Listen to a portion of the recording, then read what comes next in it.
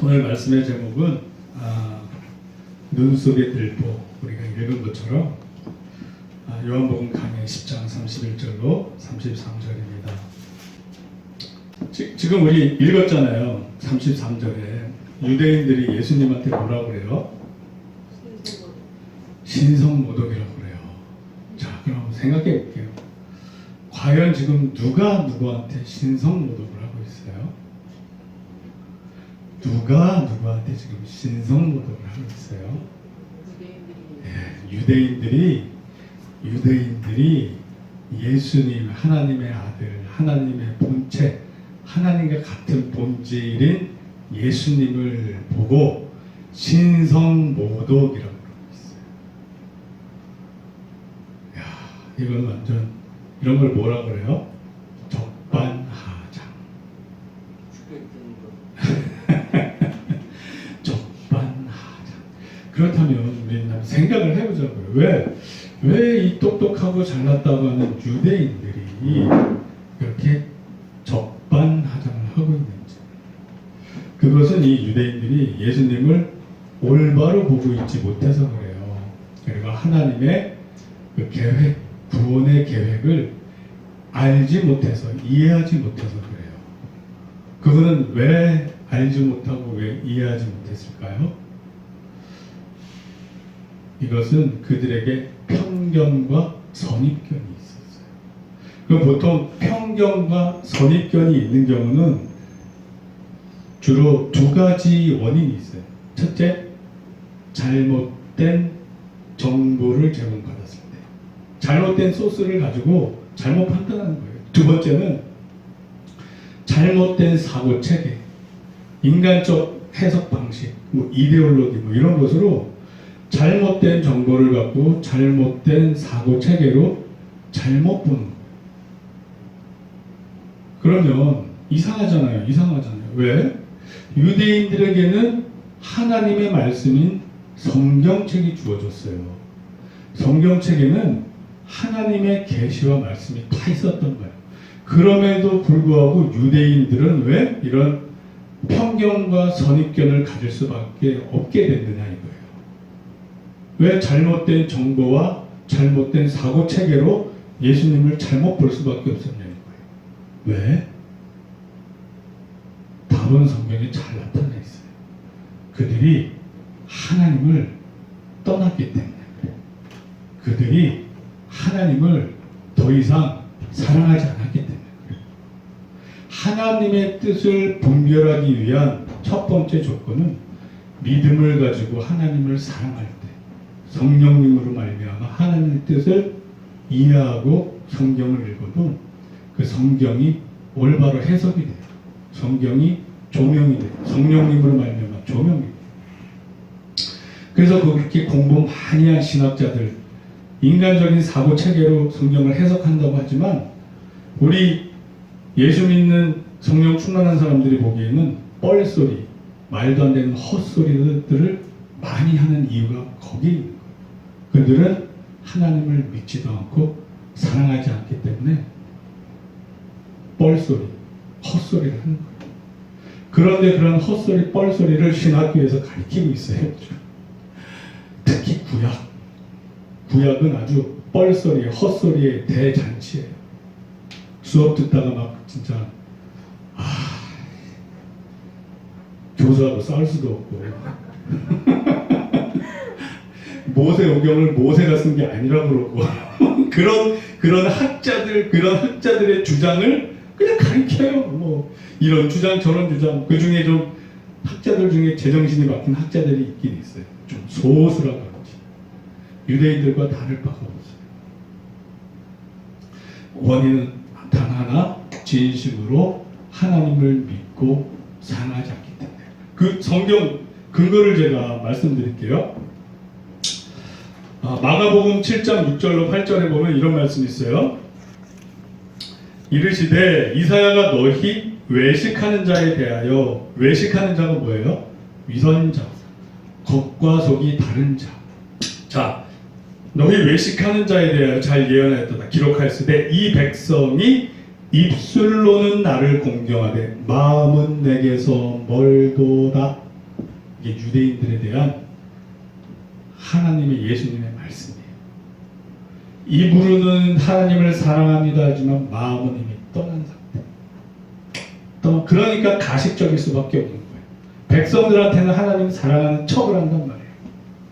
왜? 뭘로? 율법을 잘 지키는 척하면서 하나님 사랑하는 척을 하지만 이미 마음에 돈 욕심만 있어요. 오죽하면 예수님이 성전에서 그 상을 막 뒤집어 엎으셨어요.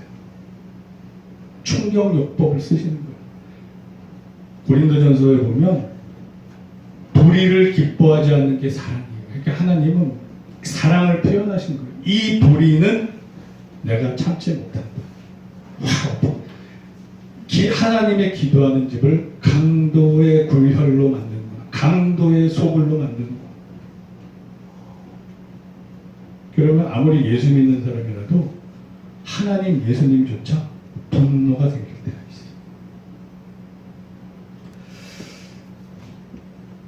사람의 계명으로 교훈을 삼아 가르치니 나를 헛되이 경배하는도다 하였느니라. 너희가 하나님의 계명은 버리고 사람의 전통을 지키느니라. 이게 이제 이사야 29장 13절을 인용을 했는데 이사야 29장 13, 14절을 제가 읽어드릴게요. 13절은 동일해요. 읽은 거. 그럼 14절만 읽어드릴게요.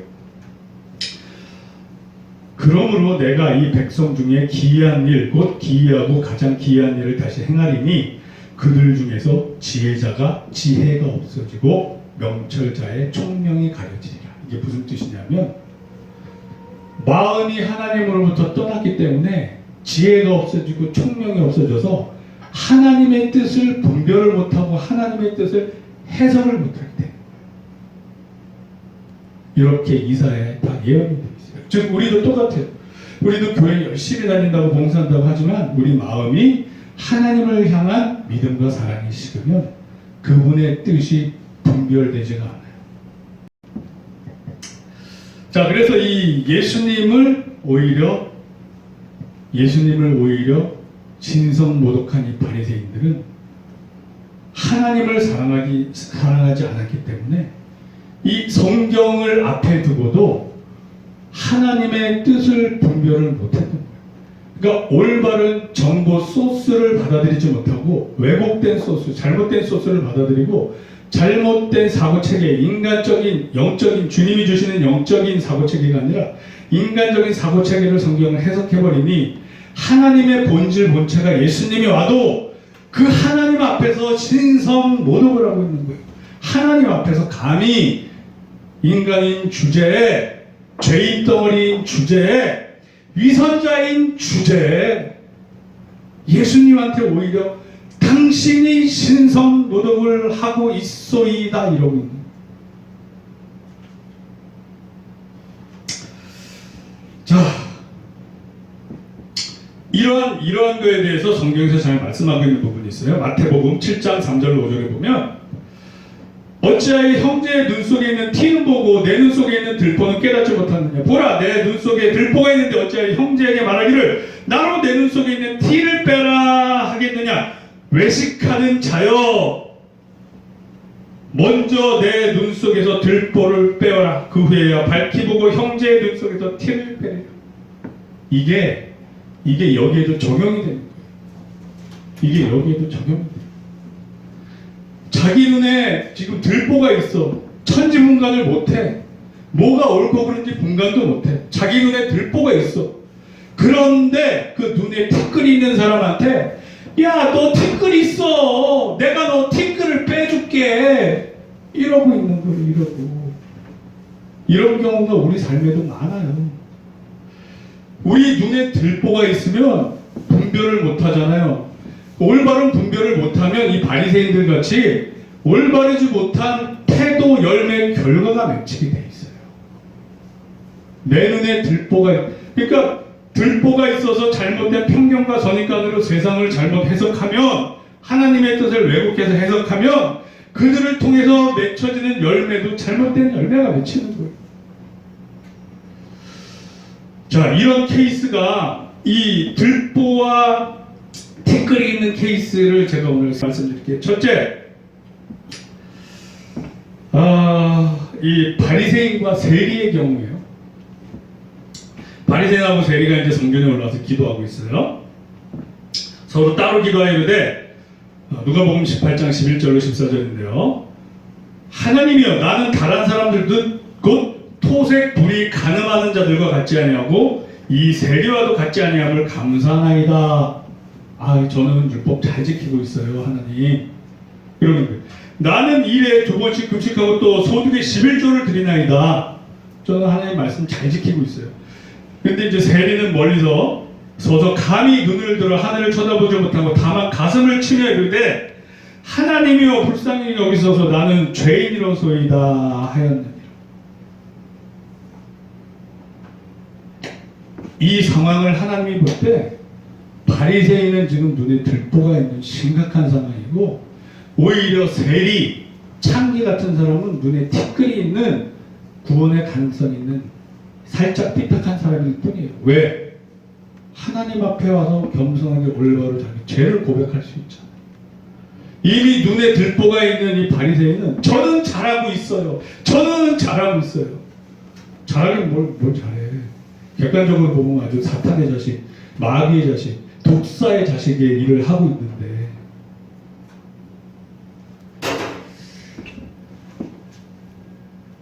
내가 너희에게 이르노니 이에 저 바리새인이 아니고 이 사람 즉 세리가 의롭다 하심을 받고 그의 집으로 내려갔느니라. 무릇 자기를 높이는 자는 낮아지고 자기를 낮추는 자는 높아지리라 하시니라. 이게 눈에 들보 있는 자와 티끌 있는 자를 잘 설명해 주고 있는 케이스. 두 번째는 욥의 케이스가 그래요. 욥이 고난을 받을 때 큰 잘못을 했거나 죄가 있어서 고난을 받은 게 아니에요. 근데 친구들이 와서 뭐라고 그래요? 야, 하나님은 권성징악의 하나님이야. 너가 죄를 졌으니까 고난을 받지. 죄도 없이 왜 하나님이 너를 고난을 주시냐? 이게 1차원적 사고방식이에요. 권선징악은 이 현세에서만 일어나는 게 아니라 내세까지 이어지는 거예요. 그래서 최후 심판에서 하나님이 천국과 지옥을 만들어 놓으신 이유가 이 공의를 이루시기 위해서 그래요. 하나님 뜻에 선한 사람은 천국, 악한 사람은 지옥. 이 땅에서 권선징악이 항상 다 일어나지 않아요. 일어날 때도 있죠. 그 하나님께서 하나님의 주권으로 하시는 거예요. 근데 욥 같은 경우 보세요. 하나님 보시기에 정직하게 믿음대로 살았어요. 그럼에도 불구하고 자식들 다 죽고 집안 다 망하고 그 친구들이 와서 위로해 준다고 왔어요. 와서 위로해 줬어요? 아니에요. 너 하나님 앞에 가서 회개해. 너 죄인이잖아. 너 죄인이잖아. 너 죄인이잖아. 이렇게 정죄를 한단 말이에요. 그런데 결국 하나님이 나타나셨어요. 누구 손을 들어줘요? 욥의 손을 들어줘요. 너희들보다 욥이 옳다. 그리고 욥으로 저들의 죄를 사할 수 있도록 제사를 지내라고 해요. 친구들 너희들이 잘못했어. 욥은 그냥 내가 그렇게 테스트한 거예요. 고난을 통해서 나를 만나기 위한 과정이었어. 그래서 욥과 그 세 친구들은 하나님을 만나면서 다 해결됐어요. 이 욥은 내가 말만 했다 이제 보나이다. 제가 죄인입니다. 그러면서 회개하고 다 해결됐어요. 그리고 친구들도 하나님을 만나면서 우리의 판단이 틀렸었구나. 우리의 마음속에 사랑이라고는 티끌만큼도 없고 정죄하려고 하는 마음만 있었구나. 나는 망하지 않았어. 나는 잘 살고 있어. 그러니까 나는 죄인이 아니야. 저 욥은 잘못하고 죄져서 저렇게 하나님한테 징계받고 있어. 욥, 너는 빨리 하나님 앞에 무릎 꿇고 회개해. 아주 친구를 죽이는 거예요. 인격적으로 정신적으로 죽이는 거예요. 그러나 욥은 눈에 티끌이 있었다. 이 친구들은 눈에 들보가 있었다.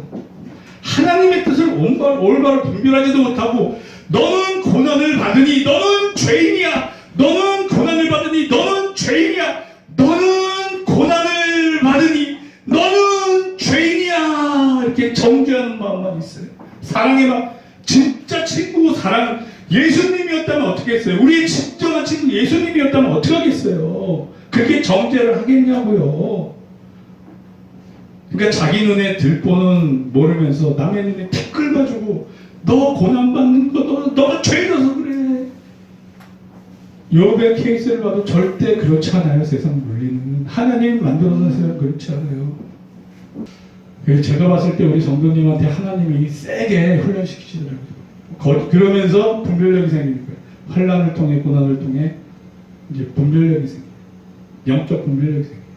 아, 왜 이 사람이 지금 나한테 이렇게 접근을 하는지 알 수 있기 때문에. 저는 그게 하나님의 축복이라고 봐요.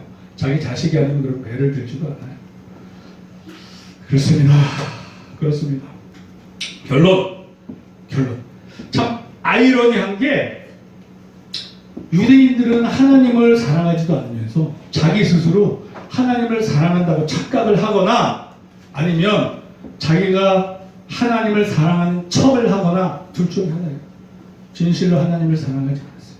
그럼에도 불구하고 하나님의 이름으로 눈에 티끌 있는 자를 향해 하나님의 이름으로 저주를 하고 하나님의 이름으로 찍어 누르고 하나님의 이름으로 정죄를 하는 게 바로 이런 눈에 들보가 있는 사람이에요. 저와 여러분들도 한순간에 눈에 들보가 낄 수 있어요. 어떨 때? 우리의 마음이 하나님을 떠날 때, 우리가 더 이상 하나님을 사랑하지 않을 때, 우리도 모르게 우리 눈에 들보가 껴서 눈에 티끌 낀 사람을 향해서 손가락질을 하면서 정죄하기 시작하는 거예요. 저와 여러분들은 눈에 들보가 끼지 않도록 첫째, 하나님을 진실로 사랑해야 돼요. 둘째, 이웃, 원수까지 사랑해야 돼요. 그렇지 않으면 나도 모르게 내 눈에 분노, 상처로 말미암아 들보가 껴서 같이 죽음의 길을 가게 돼요. 하나님을 사랑하고 이웃을 사랑하되 원수까지 사랑해야 돼요. 왜 하나님께서 예수님께서 직접 십자가에서 그런 원수까지 사랑하는 것을 보이셨냐고. 그렇지 않으면 우리는 같이 죽어요. 같이 죽어요. 셋째, 그러기 위해서는 우리가 우리의 힘만으로 안 되니까 성령님으로 충만해야 돼요.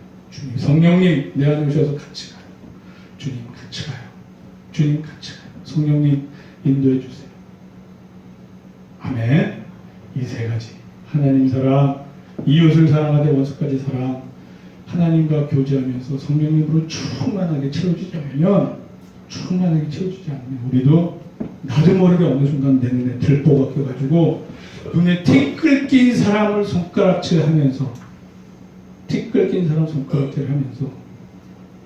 정죄를 할 수 있다.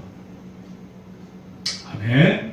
저와 여러분들은 항상 이 세 가지를 지켜서 하나님께 영광 돌리는 우리 신명교회 모든 지체님들 되고 있습니다. 빌립보서 2장 5절 말씀, 너희 안에 이 마음을 품으라 곧 그리스도 예수의 마음.